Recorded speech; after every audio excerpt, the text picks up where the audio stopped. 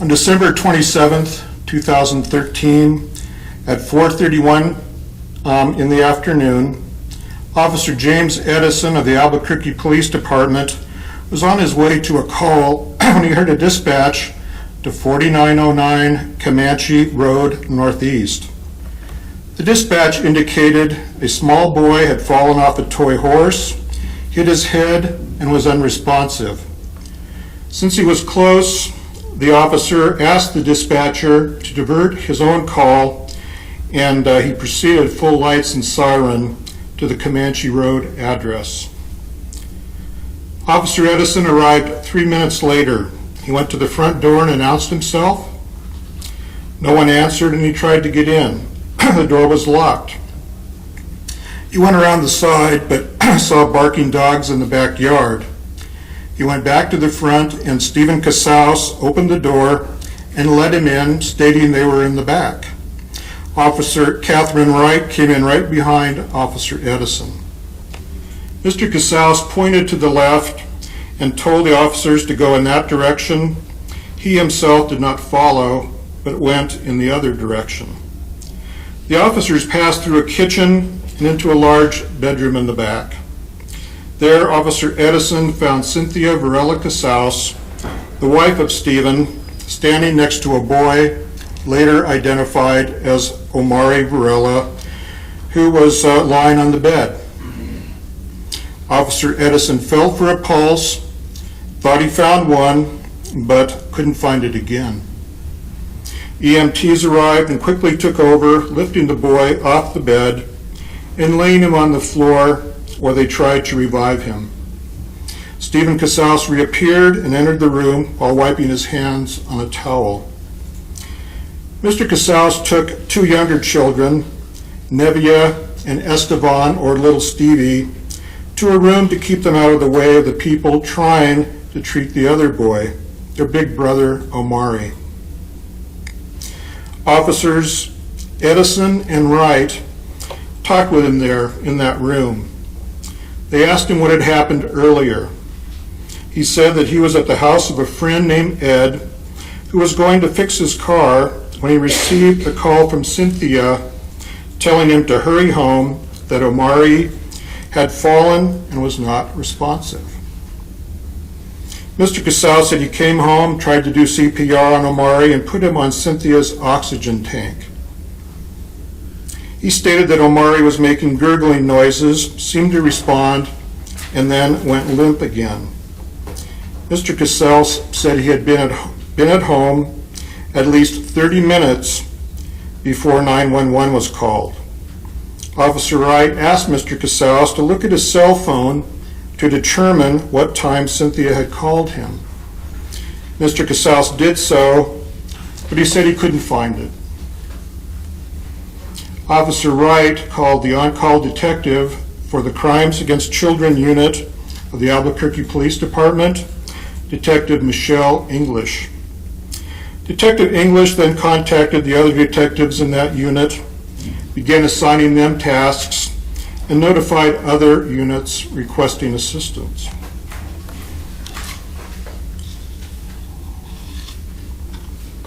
Detective English herself proceeded to UNMH, where Omaree had been transported by Albuquerque ambulance. Omaree arrived at UNMH at 5:18 p.m. Paramedics had been working on reviving him ever since they took over from Officer Edison 45 minutes earlier. Dr. Brian Upham led the ER team that tried to save Omaree. Dr. Upham found no signs of life. Omaree's temperature was low, 84 degrees Fahrenheit. He was not breathing, had no pulse, and his pupils were fixed and dilated. Lab work was done on him. The volume percentage of red blood cells in the blood and hemoglobin was low, indicating bleeding somewhere. 4 rounds of epinephrine were administered to no avail. 14 minutes after arrival, at 5:32 p.m., Omaree was officially pronounced dead after an hour of trying to resuscitate him. Nurse Kim Brown was the lead nurse during Omaree's treatment at UNMH. After the boy was pronounced dead, she checked his body for signs of injury and found the following: a laceration on the left side of Omaree's head and the scalp above the ear, a laceration on the left eyebrow, bruising on both shins, on his left wrist, and what appeared to be bruising on his groin, abrasions on his back and between his upper lip and nose, scars on his neck and on his head, and what appeared to be a bite mark on his right wrist, as well as what appeared to be 3 circular burns on his chest. Nurse Brown assisted a field investigator from the Albuquerque Police Department in taking pictures of these injuries. Dan Wasco, an investigator from the Office of the Medical Investigator, also took pictures of Omaree at the hospital. Mr. Wasco's photos show bruising on the lower back and on the upper left chest.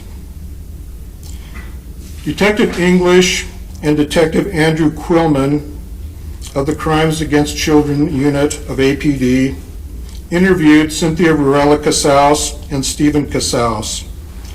Mr. Casaus was interviewed in the early morning on Saturday, December 28, 2013. He was read his Miranda rights and waived them. When the detectives first asked him about the events of the previous day, he stated that he woke up at 12 noon or 12:30 p.m. He said he then went in the bathroom and washed his face. Then he called his mechanic friend Ed about fixing his Cadillac. When asked Ed's last name, Mr. Casaus said he couldn't remember. Mr. Casaus said he drove over to Ed's place about an hour after waking up. He said he had been at Ed's 20 minutes when Cynthia called to say Omaree was unconscious. Mr. Casaus said he drove straight home, and then it took him about 5 minutes. He said the detectives, he told the detectives he got there before 3 o'clock p.m.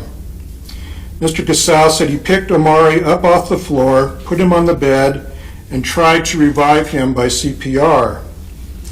Then he said he and Cynthia took Omaree to the bathroom and held him up in the shower under cold water for a minute. Mr. Casaus said he and Cynthia took Omaree back to the bed and he continued with CPR. Mr. Casaus said he told Cynthia to call 911, but she tried first to find someone to take Nevia and little Stevie. She was afraid CYFD would take them otherwise. She did call 911, according to Mr. Casaus, and the ambulance arrived 15 to 20 minutes after Mr. Casaus said he had returned home. When Detective English asked him about the times he gave, that he said he returned home before 3 o'clock, but 911 was not called until 4:30, he acted surprised, stating, "Are you serious? It was that long? Are you serious? I don't even know. I must have lost track of time." Detective English asked Mr. Casaus about the 3 round marks on Omaree's chest. Mr. Casaus said Omaree was running down the hall and ran into him while he was smoking a cigarette. He said Omaree was wearing a jacket when this happened. When Detective English asked if the cigarette burned through Omaree's clothing, Mr. Casaus said he thought Omaree was wearing a low-cut shirt that day. Later in the interview, Mr. Casaus' story changed. He admitted he never left the residence, but instead was in the restroom when the incident happened. Mr. Casaus said he went into the restroom for about 20 minutes right after he woke up. While in the bathroom, he heard Cynthia yelling at Omaree and the kids screaming and yelling. He said he yelled at Cynthia to calm down, that he was trying to focus. When he came out, he saw Omaree lying by the bouncy horse in the back bedroom. He said this was 2 o'clock to 2:30, shortly after he woke up, although he said earlier that he woke up at 12 or 12:30.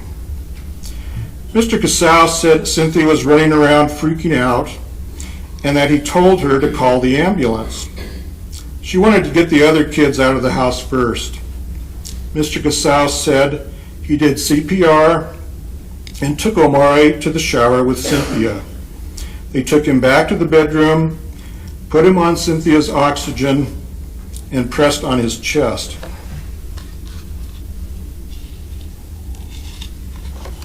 Mr. Casaus was asked if he ever told the other children, Nevia and little Stevie, not to say certain things, and he denied doing so.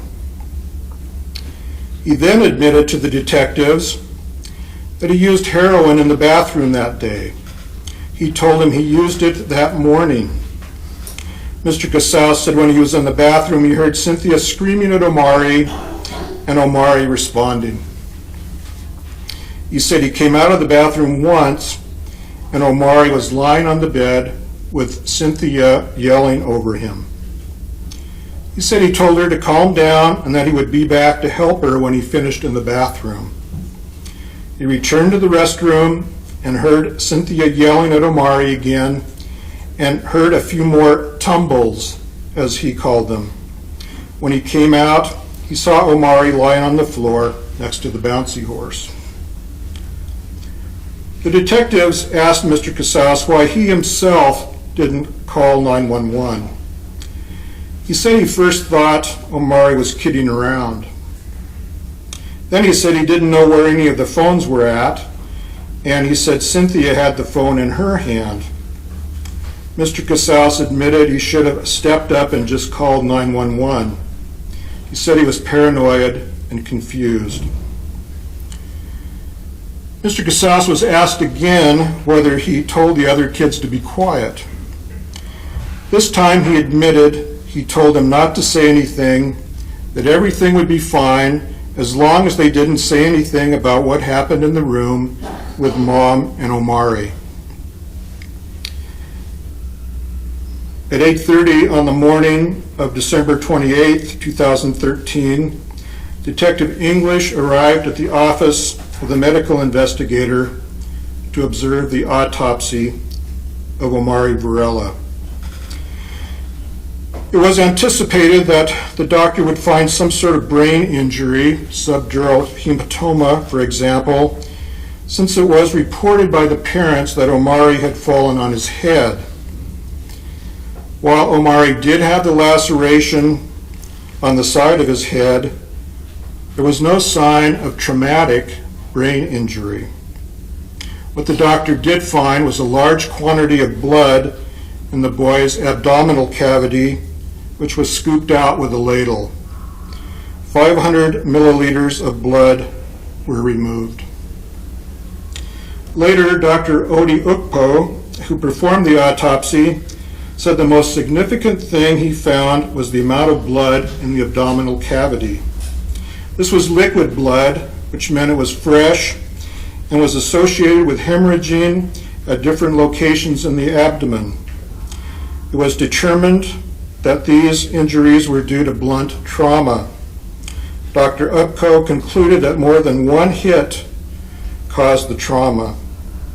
He also stated that the blood loss was a quarter of the total blood volume for a child like Omaree. It would not cause immediate death. Hours passed between the infliction of the injury and the time Omaree passed. A year later, in January 2015, Omaree's little sister, Nevia, the one who hovered over his head as Officer Edison checked for a pulse, was living with her Aunt Sylvia and began to talk about what happened the day her brother died. Besides these other people I've mentioned, you will also hear the story she has to tell, a story which more seriously implicates Stephen Casaus. Thank you.